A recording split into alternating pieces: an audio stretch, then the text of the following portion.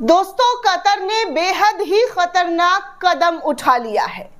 Qatar के जरिए क्या कुछ ऐलान किया गया है और किस तरीके का कदम उठाया गया है, वो सब कुछ एक एक करके आपको इस वीडियो में जानकारी देने वाली हूं कि कतर ने सबसे पहले अपने ऊपर हुए हमले के बाद इस्लामिक मुल्कों को एक साथ लाकर एक मंच पर इजराइल को यह संदेश दे देना कि इस्लामिक मुल्क उनके साथ खड़ा हुआ है। 60 से ज्यादा देशों का कतर को इस वक्त समर्थन मिला हुआ है। स्पेशली बात की जाए तो इस्लामिक कंट्री की, इस्लामिक देशों ने कतर को फुल समर्थन देते हुए एक ऐसी चीज का ऐलान कर दिया है जिससे नेतन्याहू सरकार की मुश्किलें बढ़ सकती है, नेतन्याहू सरकार पर खतरा मंडरा सकती है। दरअसल दोस्तों, कतर ने इस्लामिक मंच सजाया और इस मंच को सजाने का एक मकसद नहीं था, बल्कि कई मायने पर, जी हाँ, कई मायने पर लोगों को इकट्ठा करते हुए पूरी दुनिया को ये संदेश दे देना कि अगर आपने इस्लामिक कंट्री पर आंख उठाकर देखा तो इस्लामिक देश भी आपके खिलाफ उतर जाएगी। आप सभी को पता है कि बीते कुछ दिनों पहले इजराइल के जरिए कतर पर अटैक किया गया था और यह अटैक का बदला कतर के प्रधानमंत्री के जरिए साफ तौर पर कह दिया गया है कि हर हाल में लिया जाएगा। हम किसी भी चीज को बर्दाश्त नहीं करेंगे। इजराइल ने हम पर अटैक किया है तो हम भी इसका बदला लेंगे। इसके बाद कतर के जरिए एक आपातकालीन बैठक दोहा के अंदर, कतर की राजधानी दोहा के अंदर बुलाई गई। लेकिन इसी बीच, जी हाँ, इसी मंच से कतर के जरिए अपनी इस्लामिक आर्मी बनाने का भी मांग तमाम इस्लामिक मुल्कों के सामने रख दिया गया है। जी हाँ दोस्तों, आप सोच सकते हैं कि यूरोपियन कंट्री और कई कंट्री जो है नाटो जैसा संगठन बनाकर किसी भी अगर अटैक, किसी पर भी अटैक होता है, अमेरिका वगैरह जो है इसका संगठन है, तो उस पर जो है खतरनाक तरीके से नाटो अटैक करता है। अब ऐसे ही नाटो की तर्ज पर इस्लामिक, जी हाँ, इस्लामिक आर्मी बनाने की बात चल रही है और इस मंच पर इस बात को खूब जोरों शोरों से तवज्जो दिया गया है, जिसकी चर्चा इस वक्त पूरी दुनिया में हो रही है कि अगर नाटो जैसा इस्लामिक आर्मी बना दिया जाता है और इसकी तैयारी कर ली जाती है तो ये अपने आप में इस्लामिक देशों के लिए एक महत्वपूर्ण कदम माना जा सकता है। दरअसल दोस्तों, खबरों की बात की जाए तो इजराइल हमले के बाद अरब देश सोच रहे हैं कि सब मिलकर, जो 57-60 इस्लामिक कंट्री है, सब मिलकर नाटो जैसी आर्मी बनाई जाए। हाल ही में हुए इजरायली हमले के बाद अरब देशों में सुरक्षा और एकजुटता को लेकर एक नई चर्चा शुरू हो गई है। कई राष्ट्र इस बात पर विचार कर रहे हैं कि नाटो जैसी एक संयुक्त अरब सेना बनाई जाए ताकि क्षेत्रीय खतरों और बाहरी हमलों का मिलकर जवाब दिया जा सके। इस प्रस्ताव पर पहले भी 2015 में बात हुई थी, लेकिन अब हालात को देखते हुए इस पर गंभीरता से चर्चा की जा रही है।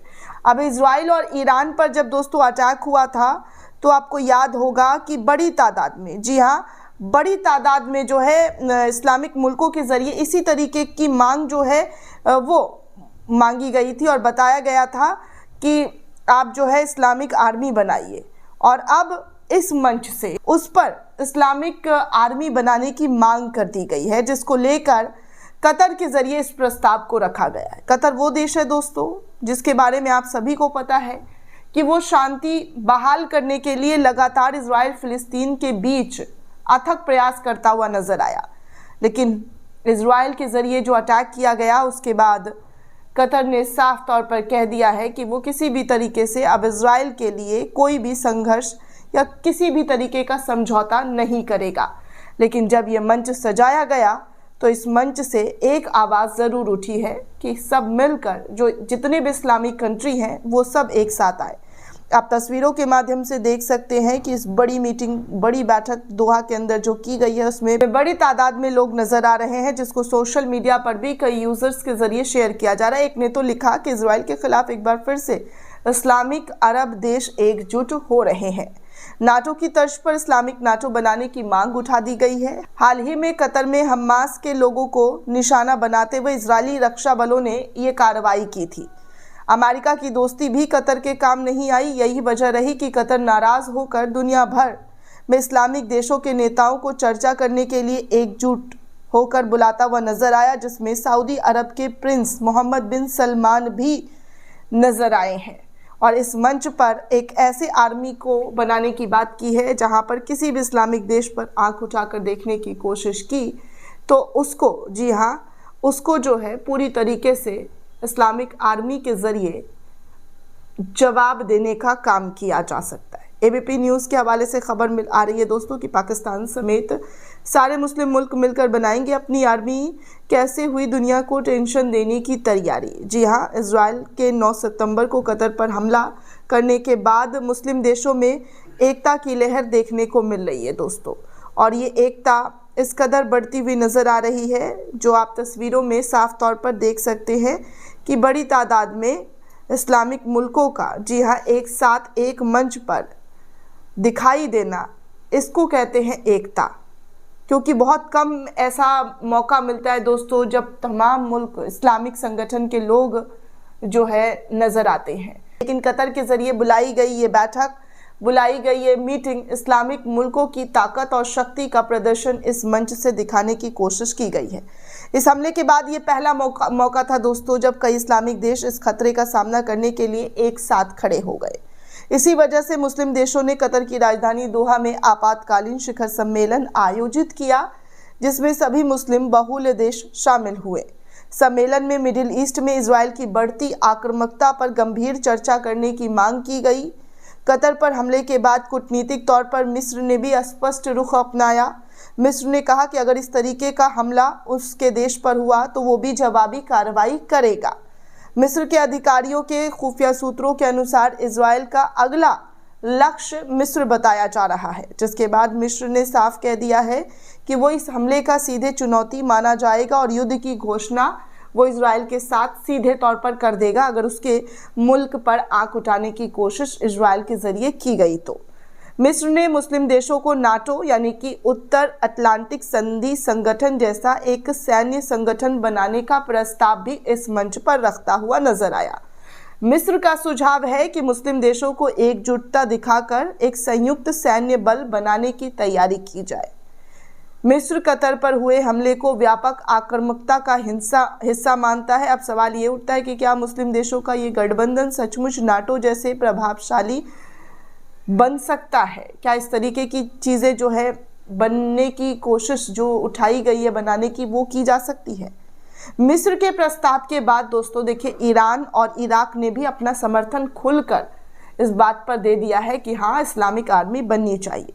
हालांकि इस योजना के सामने बड़ी कड़ी चुनौतियां भी हैं। मुस्लिम देशों के बीच राजनीतिक और व्यापारिक मतभेद, सऊदी अरब और ईरान के बीच शिया सुन्नी के मुद्दे पर भी कई मायने पर तनाव है।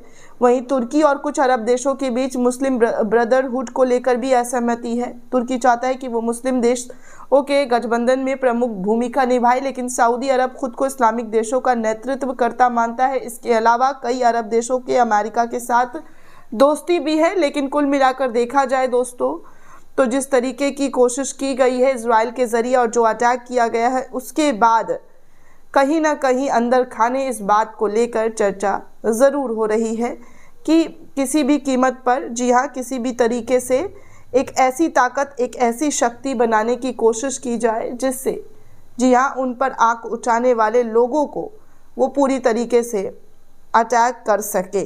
जी हाँ, पूरी तरीके से अटैक करने के लिए जो है अपनी ताकत का इस्तेमाल कर सके। दोस्तों आपको बता दूं कि इजराइल के ज़रिए लगातार गाज़ा सिटी को निशाना बनाया जा रहा है। ये भी एक सच है, ये भी एक सत्य है जो दुनिया के सामने है। अब आपको बता दूं दोस्तों कि इजराइल ने गाज़ा सिटी में ज़मीनी हमला शुरू कर दिया है। खबरों की बात की जाए तो इजराइल अब ज़मीनी स्तर पर हमला कर रहा है। 41 लोगों की मौत की खबरें, 3 लाख लोगों ने शहर अब तक छोड़ दिया है।